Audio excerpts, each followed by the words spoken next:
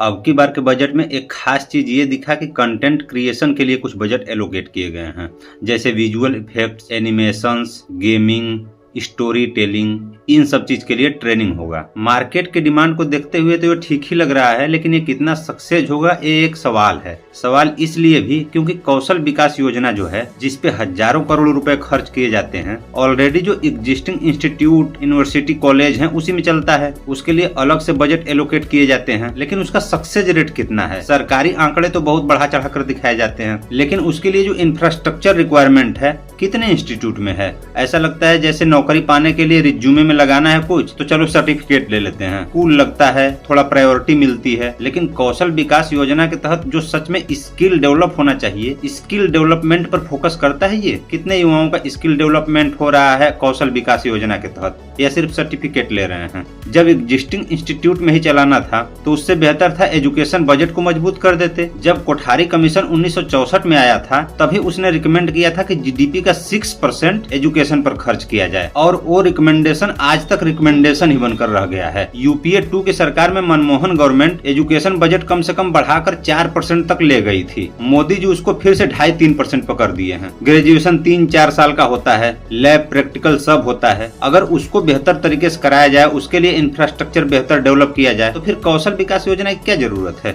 जो पढ़ाई हो रही है उसका प्रैक्टिकल हो जाएगा, स्किल अपने आप डेवलप होगा। बहुत सारे इंस्टीट्यूट केवल पैसे गबन कर रहे हैं स्किल डेवलपमेंट के नाम पर। ऐसे और योजना चलाए गए, जैसे बीएचयू में वैदिक साइंस का एक बिल्डिंग बनवा दिया गया हजारों करोड़ लगा करके कि इसमें बच्चे वैदिक साइंस पढ़ेंगे, और वो आजकल बंद हुआ पड़ा है। बिल्डिंग बनवा कर जिसको पैसे खाने हैं खा लिया, अब किसको क्या फर्क पड़ता है? बनने का सपना हम रखते हैं विश्वगुरु, और एजुकेशन पर जितना रिक्वायरमेंट है उतना बजट भी खर्च नहीं कर पा रहे हैं। क्या घंटा विश्वगुरु बनेंगे?